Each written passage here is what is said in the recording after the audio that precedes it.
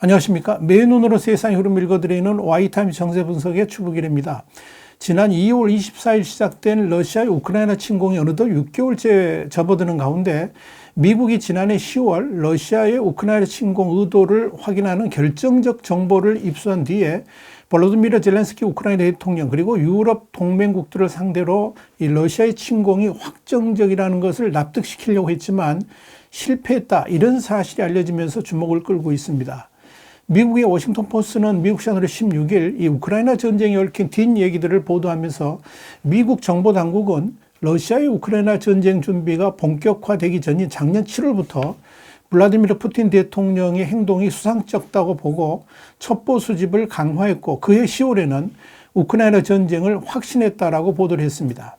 워싱턴 포스트에 따르면 미국 정부가 푸틴 대통령이 침략 야욕을 직감한 것은 작년 7월 푸틴이 7,000단어짜리 칼럼인 이 러시아와 우크라이나의 역사적 단일성에 대하여 이걸 발간하면서부터였습니다. 이 글에서 푸틴은 우크라이나는 러시아의 일부였고 서방의 책략에 의해서 빼앗겼다라고 주장을 했습니다. 이것 때문에 미국 정보당국은 푸틴이 갑자기 왜 이런 글을 썼는지 동향 파악에 들어갔던 겁니다. 미국은 사실 푸틴이 이런 글을 쓰기 직전인 6월 16일 조 바이든 미국 대통령과 푸틴 간의 정상회담이 열렸었지만 그때만 해도 푸틴이 이렇게 큰 전쟁을 벌일 것이라고는 상상도 하지 못했던 것으로 전해집니다. 그런데 그 이후에 미국의 정보 당국은 러시아군이 우크라이나 국경 지역에서 결집하는 인공위성 자료를 확보하면서 심증을 굳혀갔고 급기야 지난해 10월 어느 날 아침에 이 백악관 대통령 집무실에서 이 바이든 대통령 비롯해가지고 카멀라 해리스 부통령, 토니 블링컨 국무장관, 로이드 오스틴 국방장관 그리고 마크 밀리 합참의장과 미국 중앙정보 그러니까 CIA를 비롯한 여러 정보기관 국장들이 참석한 가운데 긴급 회의를 했던 겁니다. 그리고 그 회의에서 최근 입수한 인공위성 영상 그리고 도청 및 인적 자원 정보들을 분석한 특급 비밀을 논의를 했고 이걸 통해서 푸틴 러시아 대통령이 우크라이나를 전면 침공하려는 계획을 가지고 있는 것으로 단정을 했다는 겁니다. 당시 마크 밀리 합참 의장은 우크라이나 지도를 펼쳐놓고 러시아군의 침공 계획을 매우 상세하게 프레젠테이션 했습니다. 밀리 의장은 러시아가 여러 방면에서 동시다발적으로 우크라이나를 공격할 것으로 평가한다 그러면서 러시아군의 배치와 각 부대가 공격할 우크라이나 지역을 설명했습니다. 밀리 합참의장은 러시아군이 북쪽에서 우크라이나 수도 키우의 좌우 양쪽을 공격할 것이고 우크라이나 제2의 도시 체르니히우를 통과한 부대는 동쪽에서 벨라루스에서 체르노빌 원전 지역과 습지를 통과한 부대는 서쪽에서 공격할 것으로 예측을 했습니다. 그리고 공격은 땅이 녹지 않아서 탱크 이동이 쉬운 겨울에 시작될 것이다, 이렇게 내다봤습니다. 또한 러시아군은 키이우를 협공해서 3, 4일 만에 점령할 계획을 가지고 있고 러시아군 특수부대 스페츠나츠가 젤렌스키 대통령을 암살하고 친러 괴뢰 정부를 세울 것으로 내다봤습니다. 이런 예측은 나중에 정확하게 들어맞았습니다. 이와는 별도로 동부에서 침공하는 러시아군은 드네프로강까지 서진을 하고 크림반도에서 진입하는 러시아군은 이 남부 해안지대를 점령할 것으로 예상을 했습니다.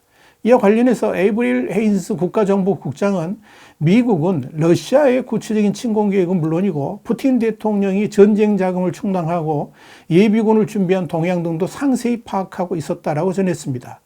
이날 회의에서 러시아의 우크라이나 침공은 확실하다는 쪽으로 결론을 내렸고 주러 대사를 지내서 푸틴에 대해서 누구보다 잘 아는 윌리엄 번스 CIA 국장은 푸틴이 우크라이나에 꽂혀 있다 그러면서 푸틴에게 우크라이나 지배는 러시아 정체성과 권위와 동의어다, 이렇게 정리를 했습니다. 참석자들은 69살인 푸틴이 유럽 대륙에서 러시아의 지배적 유산을 굳힌 위대한 지도자로서 유산을 굳힐 수 있는 시간이 얼마 남지 않은 것으로 평가를 했습니다. 또한 푸틴은 자신이 전쟁을 일으켜도 서방 진영의 반발이 크지 않을 것으로 생각하는 것으로 보인다, 이렇게 분석도 했습니다.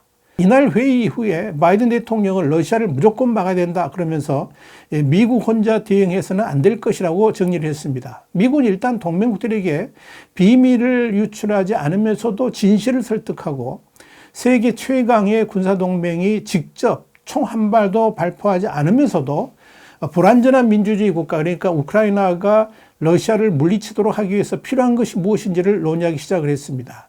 이 일은 헤인스 D&I 국장이 나토를 방문해서 주도를 했습니다. 또한 푸틴의 전쟁 개시를 막기 위해서 우크라이나를 침공하면 대가가 매우 클 것이라고 직접 경고하기로 했습니다. 이 일은 번스 CIA 국장이 맡았습니다.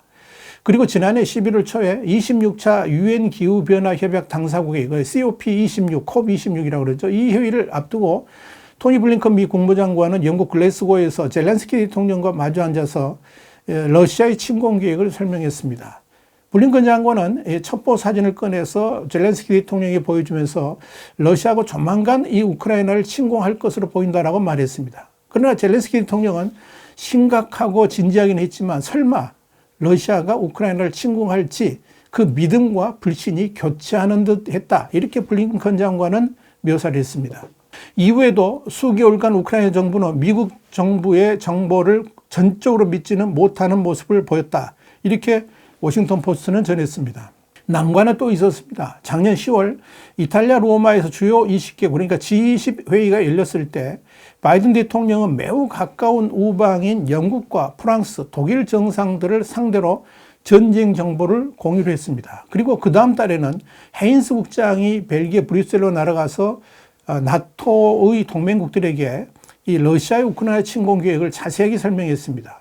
그러나 많은 회원국들이 여기에 대해서 의문을 제기했고 푸틴이 전쟁을 준비 중이라는 첩보에 대해서 회의적인 반응을 보였다 그럽니다.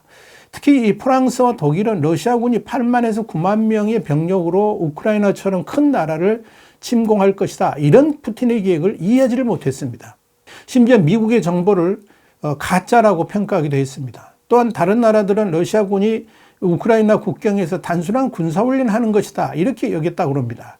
우방국들 중에서 미국의 정보에 동조하면서 경각심을 가진 나라는 영국과 발트해 국가들 뿐이었습니다. 러시아의 우크라이나 침공을 예상하면서 미국이 고민한 최대의 과제는 핵능력이 막강한 국가를 상대로 어떻게 하면 3차 세계대전을 벌이지 않고 규칙에 입각한 국제 질서를 유지할 수 있을까 하는 점이었습니다. 이를 위해서 미국은 4가지 기본 원칙을 세웠습니다. 첫째, 미군과 나토군이 러시아와 직접 충돌하지 않는다. 둘째, 우크라이나 영토 내로 전장을 제한한다. 셋째, 나토 단결을 강화한다. 넷째, 우크라이나를 북돋고 싸울 수단을 제공한다. 이겁니다. 미국이 이런 원칙을 세우게 된 가장 큰 배경 중에 하나는 우크라이나 국방력을 어느 정도 믿었기 때문입니다. 미국을 비롯한 영국 및 나토 회원국들은 그동안에 우크라이나군을 직접 훈련시키면서 조직화된 전문 군대로 만들어 왔었습니다. 물론 무기 지원도 했지만 공격용보다는 방어용 유지였습니다. 서방이 러시아를 향해 도발한다는 인식을 갖지 않도록 하기 위함이었습니다. 그런데도 우크라이나는 러시아의 전면 공격에 오래 버티지는 못할 것으로 봤습니다. 또한 젤렌스키 대통령이 과연 강하게 푸틴과 대치할 수 있을지도 의문이었습니다. 그 와중에 미국은 러시아가 우크라이나군이 먼저 공격했다는 음모를 꾸면서 전쟁 개시를 선언할 것이라는 정보를 입수했습니다. 그래서 미국은 아예 그 정보를 공개하면서 푸틴이 침공할 구실을 만들지 못하도록 했습니다. 이른바 가짜 깃발 작전을 무너뜨린 겁니다. 우크라이나도 미국의 정보에 근거해서 전쟁 준비를 하기 시작했습니다. 그런 우크라이나에 대해서 블링컨 장관은 우크라이나가 원하는 건 뭐든지 지원할 것이고 스스로 정부 지속성을 유지할 수 있도록 하라 이렇게 권했습니다. 그리고 2월 23일 초저녁에 백악관은 긴급 정보를 받았습니다. 침공이 시작됐을 가능성이 매우 크다는 내용이었습니다.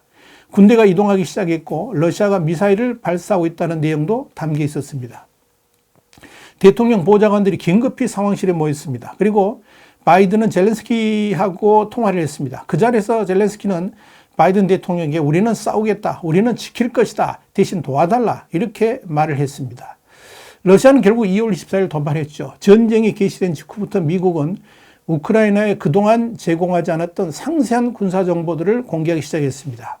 전쟁 개시 전에 그런 정보를 넘기지 않은 것은 이 우크라이나 정보부 내에 러시아 첩자들도 있기 때문에 믿을 수 없어서 그랬다는 겁니다.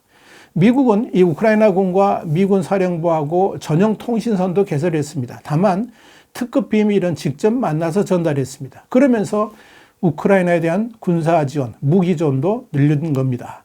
그렇게 시작된 전쟁이 지금도 이어지고 있다. 이렇게 보시면 됩니다. 와이타임 정세 분석이었습니다. 다음 시간에 더 핫한 이슈로 여러분을 찾아뵙겠습니다. 감사합니다.